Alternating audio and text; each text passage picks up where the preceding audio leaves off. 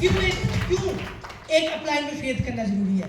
क्योंकि जब आप इस इंडस्ट्री में आते हैं तो आप नए होते हैं बिल्कुल। हाँ जी, कैसे होते हैं? बिल्कुल नए। और आपको एक काबिल सीनियर का हाथ पकड़ना पड़ता है। अगर मैं अपनी बात करूं, मैंने एक काबिल सीनियर का हाथ पकड़ा और उनके ऊपर अथाह विश्वास करा, क्योंकि मेरा मानना है एक होता है विश्वास और एक होता है अथाह विश्वास। जब तक हमें अपने सीनियर के ऊपर या मुझे अपने सीनियर के ऊपर अथाह विश्वास नहीं होगा, शायद तब तक मैं कुछ नहीं कर पाऊंगा। कैसा विश्वास होना चाहिए? हाँ जी, कैसा विश्वास होना चाहिए? अथाह विश्वास। जैसे पेरेंट्स को अपने बच्चों के ऊपर होता है या अपने बच्चों को अपने पेरेंट्स के ऊपर होता है, क्योंकि आपको पता है इस धरती पे दो लोग कभी आपका नुकसान नहीं कर सकते। एक हमारे माता पिता, हाँ जी, एक हमारे माता पिता और इस इंडस्ट्री हमारे अपलाइन। क्योंकि अपलाइन वो शख्सियत है जो बिना किसी फायदे से, बिना किसी मतलब से आपकी मदद करने के लिए दिन रात तैयार होती है। ऐसी करते इस बात से। अप्लाई दिन नहीं देखती, अप्लाई रात नहीं देखती, अप्लाई धूप नहीं देखती, अप्लाई छांव नहीं देखती, और सिर्फ आपके फायदे के लिए, आपकी अचीवमेंट के लिए दिन रात आपका साथ देती है। यस और नो? फिर उसके लिए क्या करना पड़ेगा? हमें फेथ करना पड़ेगा। क्योंकि बड़े सारे लोगों को, अगर अपनी बात करूं, बड़े सारे लोगों को शक हो जाता है अपलाइन के ऊपर। यस और नो? बड़े सारे लोगों को शक हो जाता है अपलाइन के ऊपर कि अपलाइन के अपने फायदे के लिए नहीं कर रही है। होता है कि नहीं होता है? क्योंकि हमें भी होता है। पर अपलाइन वो शख्सियत है कि कभी आपको हारता हुआ नहीं देख सकती, अपलाइन आपको कभी गिरता हुआ नहीं देख सकती।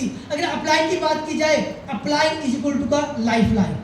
अपलाइन क्या है? हमारी एक लाइफ लाइन। अपलाइन हमारी जिंदगी में वो काम करती है जैसे जीवित रहने के लिए हमें ऑक्सीजन चाहिए। हाँ जी, क्या चाहिए? ऑक्सीजन चाहिए। वैसे इस बिजनेस में कामयाब होने के लिए वैदिक रूपी ऑक्सीजन कौन है? हमारी अपलाइन।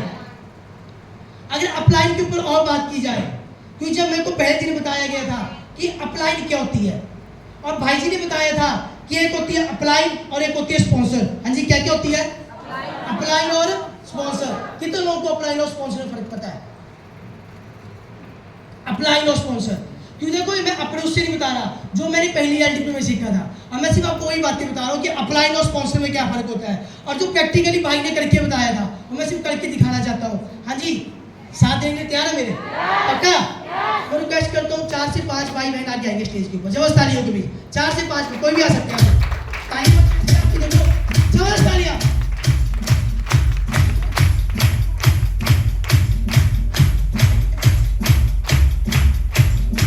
आप बजा दो तालियां, जबरदस्त तालियां। क्योंकि देखो भाई जी अक्सर बोलते हैं कुदरत का नियम है, जो आप किसी को देते हैं वही आपको वापस मिलता है। जबरदस्त तालियां होनी चाहिए। किसके ऊपर? अपने ऊपर।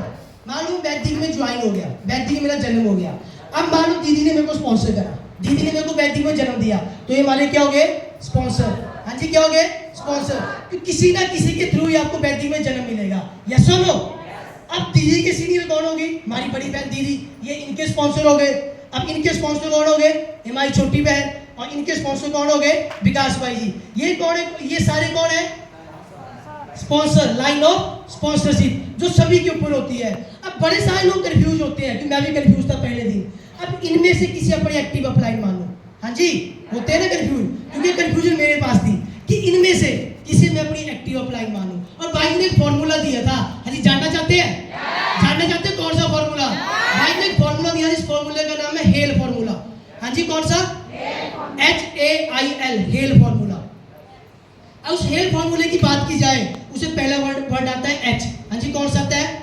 भाई जी ने बोला चेक करो, जो आपके स्पॉन्सरशिप है, जो आपके ये लाइन ऑफ स्पॉन्सरशिप है, उसमें H वर्ड चेक करो कि आपका ये स्पॉन्सर कौन सा हार्ड वर्कर है। हाँ जी, कौन सा है? हार्ड वर्कर, जो मेहनत करने के लिए तैयार है, जो दिन रात टीम के साथ मेहनत कर रहा है, जो होम मीटिंग्स में जा रहा है, जो ट्रेनिंग्स में जा रहा है, जो ओपन मीटिंग्स में जा रहा है, वो चेक करो कि पहला क्राइटेरिया पूरा हो रहा है H फॉर हार्ड वर्कर की नहीं हो रहा है। यस और नो? भाई ने दूसरा बताया HA। ए से क्या आया? एम्बिशियस, जिज्ञासु, एथिक्स, जो एथिकल है कि नहीं है, जो ईमानदार है कि नहीं है।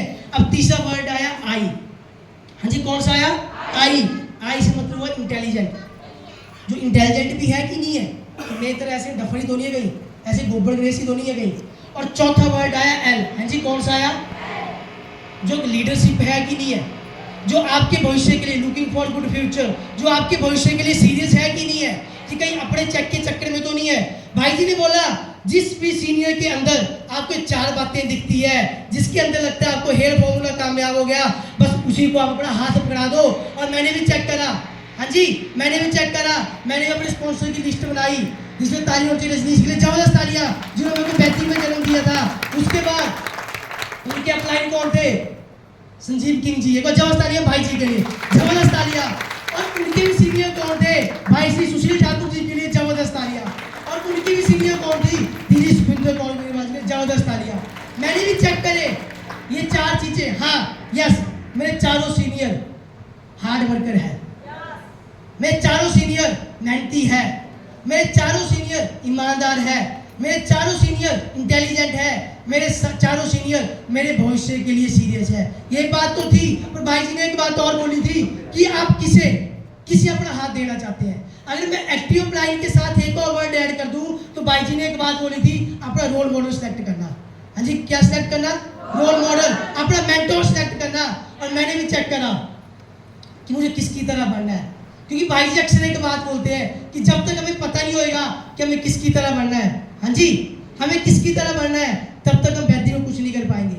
फिर मैंने भी चेक करा कि मैंने किसकी तरह बनना है, और मैंने भी अपना हाथ एक काबिल सीनियर के हाथ में दे दिया। तो एक बार तालियां चाहता हूं भाई संजीव किंग जी के लिए, जबरदस्त तालियां, बेइज्जती वाली तालियां, जबरदस्त तालियां। सर कैसे करता हूं आप सब अपनी जगह लेके, जबरदस्त तालियों के लिए। हाँ जी स्पॉन्सर और अप्लाई में पता लग गया, हाँ जी पता लग गया, क्योंकि स्पॉन्सर जन्म देने वाला होता है और एक्टिव अप्लाई जिसकी तरह बढ़ना चाहते हैं उसको आप रोल मॉडल भी बोल सकते हैं, उसको अपना गुरु भी बोल सकते हैं, उसको अपना मेंटर भी बोल सकते हैं। जब मैंने सारी चीजें चेक करी, मैंने संजीव भाई जी के हाथ में अपना हाथ दे दिया। अब सवाल एक और यहाँ खड़ा होता है, सवाल यहाँ एक और खड़ा होता है कि क्यों मैं भाई जी को अपना एक्टिव अप्लाई मानूं? हाँ जी यस और नो, क्यों भाई जी को एक्टिव अप्लाई मानूं? क्यों मैं अपना भविष्य भाई के हाथ में दूं? क्योंकि जब मैंने भाई जी की स्टोरी सुनी थी, पहली बार भाई जी की स्टोरी सुनी थी, तो भाई जी एक गरीब फैमिली से बिलोंग करते हैं और आज वैदिक से सेलिब्रेट करोड़पति हो चुके हैं। तो ताली होती है भाई जी के लिए।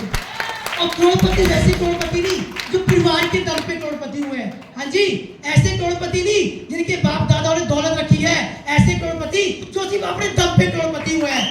भाई जी ने स्टोरी सुनाई थी जब वो छोटे थे, जब 7वीं 8वीं पढ़ते थे, तो भाई जी ने पैसे कमाने के लिए खड्डों से बजरी निकाली थी।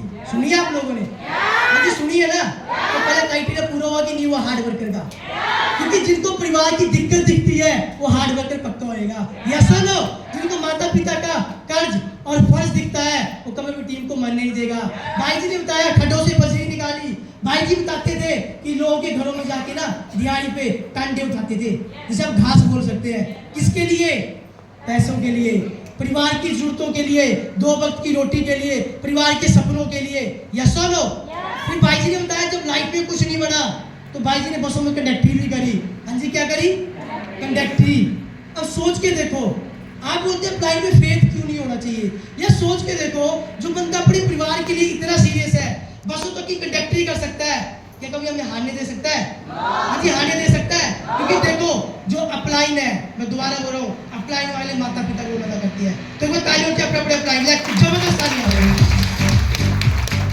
भाई जी ने बसों में कंडक्टरी करी, हाँ जी बसों में कंडक्टरी करी। जब वहां से कुछ नहीं बना तो भाई जी बोलते हैं मैंने टीवी रिपेयरिंग भी करी कि नहीं करी? सुना ना आप लोगों ने? जब टीवी रिपेयरिंग करी वहां से कुछ नहीं बना, फिर भाई जी बोलते हैं 7 दिन पठानकोट में जॉब भी करी। अब किसके लिए करी थी? पैसों के लिए, परिवार के लिए, जिम्मेवारियों के लिए। जब पठानकोट में जॉब करी, और जॉब क्यों छोड़ी? क्योंकि आने का टाइम, जाने का टाइम था पर आने का टाइम कोई नहीं था। वहां से भाई जी आ गए। फिर भाई जी सुनाते हैं कि जब पठानकोट से जॉब करके आए तो उनके परिवार वाले इनको बोलते थे नलायक, नकारा और निकम्मा। उनको टैग दे दिया था, कौन सा? नलायक, नकारा और निकम्मा। सोच के देखो, जो शख्स जिनके परिवार ने उनको टैग दे दिया था नलायक, निकारा, निकम्मा, और उनको क्या कर दिया? फोटोग्राफी की दुकान डाल दी। हाँ जी क्या डाल दी? आप बोर तो नहीं हो रहे? फोटोग्राफी की दुकान डाल दी। क्योंकि आपके लिए एक स्टोरी है, पता नहीं आपके लिए क्या है, पर मेरी फीलिंग है मेरे अप्लाइन के लिए, एक्टिव अप्लाइन के लिए। क्योंकि बड़े सारे लोग, आपको कोई मतलब नहीं, मैं अपनी बात करूं, क्योंकि बड़े सारे लोग इसी मतलब पंबड़ पूछे में कंफ्यूज रहते हैं कि किसे अपना हम एक एक्टिव अपलाइन माने, किसे इस इंडस्ट्री में अपना हाथ दे। और मेरा मानना है जब तक एक अच्छे एथिकल और एक्टिव अपलाइन के पास आपका हाथ नहीं होगा ना, तो आप अंधकार की जिंदगी जिएंगे वैदिक में। और जिस दिन एक्टिव अपलाइन के हाथों में आपका हाथ आ गया तो आपकी जिंदगी उजाले उजाले होंगे। ये मेरी स्टोरी है।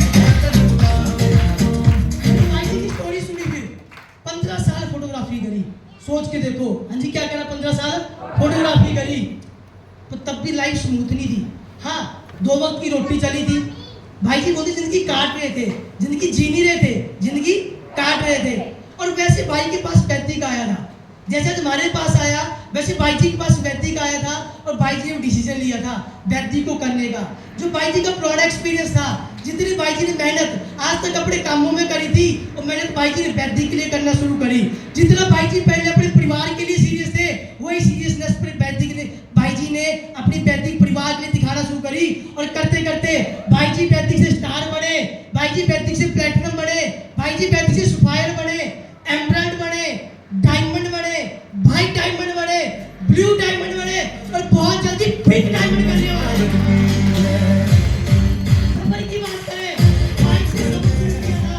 अजी मेरे गेट अपलाई ने बाइक से सफर शुरू किया था।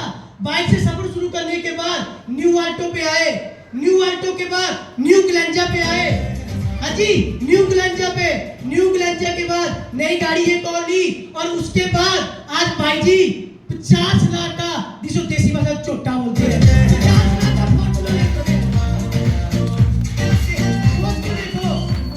कहां से सफर शुरू हुआ था, बाइक से, और कहां तक पहुंच चुका, चोटे तक, 50 लाख के छोटे तक। पर अभी सफर रुका नहीं है। बाइक के अनाउंस कर चुके हैं दिसंबर में रेंज रोवर आ रही है।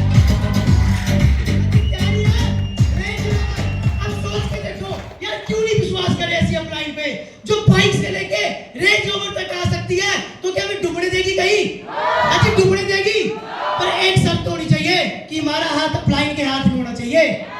हाँ जी, हमारा हाथ अपलाइन के हाथ होना चाहिए, कंफ्यूजन नहीं होना चाहिए। क्योंकि कंफ्यूजन होंगे तो जिंदगी कंफ्यूजन में रहेगी, और जिस दिन हाथ में हाथ चला गया तो जिंदगी हमारी तरह भी रेंज रोवर में आ सकती है।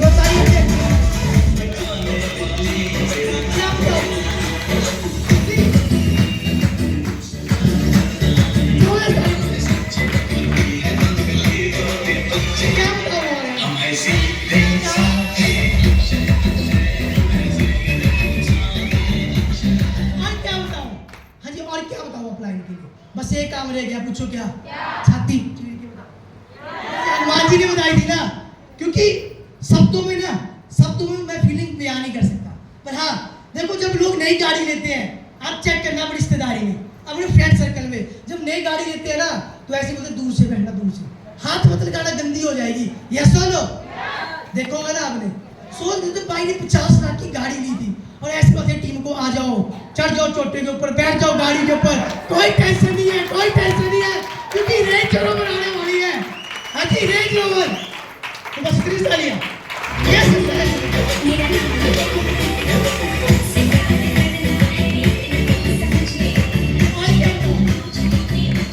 शादी हुई 3 महीने पहले।